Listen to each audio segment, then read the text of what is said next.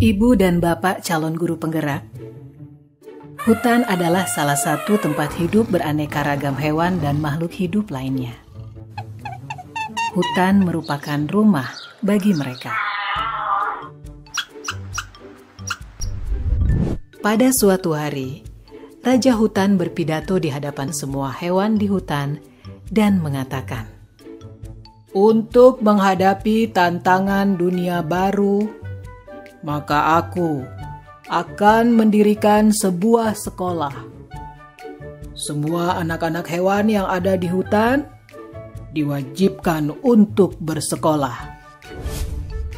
Tanggapan masyarakat hutan setelah mendengar perintah sang Raja Hutan tentang kewajiban anak-anak harus bersekolah sangatlah beragam. Jadi terdengar keriuhannya. Mereka mendiskusikan kurikulum yang harus diajarkan di sekolah hewan tersebut. Semua memiliki pendapat yang berbeda. Pagi yang cerah, warga hutan mengantar anak-anak mereka ke sekolah hewan untuk mendaftar masuk sekolah. Mereka antri dengan tertib berbaris. Warga hutan beserta anaknya dijelaskan oleh jerapah, sang kepala sekolah, bahwa sekolah hewan tersebut telah memutuskan untuk mengadopsi kurikulum kegiatan yang terdiri dari berlari, memanjat, berenang, dan terbang. Agar lebih mudah pengelolaan kurikulumnya, maka semua hewan wajib mengambil dan mengikuti semua mata pelajaran. Bebek sangat bagus dalam berenang. Bahkan ia lebih baik dari instrukturnya. Tapi dalam ujian terbang, nilainya hanya pas-pasan. Untungnya, ia tetap lulus ujian terbang tersebut. Yang membuat dia sedih adalah hasil ujian berlarinya. Ia mendapatkan nilai yang sangat buruk karena dia sangat lamban dalam berlari. Padahal, bebek sudah berusaha dengan sangat keras. Dia harus tinggal di sekolah setelah sekolah usai untuk latihan berlari ini. Dia bahkan juga terpaksa meninggalkan hobinya berenang untuk menambah jam latihan berlarinya. Dia berlatih sangat keras hingga selaput kakinya robek. Akibatnya, ia pun tidak bisa menunjukkan hasil yang baik bahkan dalam ujian renang karena masalah dengan kakinya tersebut. Bebek pun gagal di ujian berlari dan hanya mendapat nilai rata-rata dalam ujian berenang. Bebek sedih sekali mendapat nilai rata-rata. Tapi di sekolah tidak ada yang peduli dengan kesedihannya. Menurut guru-gurunya, nilai rata-rata bebek sudah memenuhi kriteria ketuntasan minimal atau KKM. Jadi tidak masalah. Kelinci tadinya senang karena ia selalu mendapat nilai bagus di pelajaran berlari. Tapi akhir-akhir ini semangat belajarnya menurun drastis.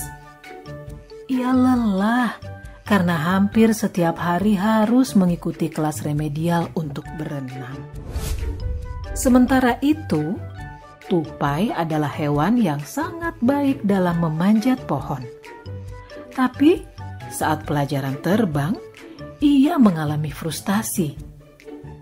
Di kelas terbang, gurunya meminta ia terbang dari bawah ke atas, dan bukan dari atas pucuk pohon ke bawah. Karena diforsir, ia kelelahan. Tupai pun mengalami kram.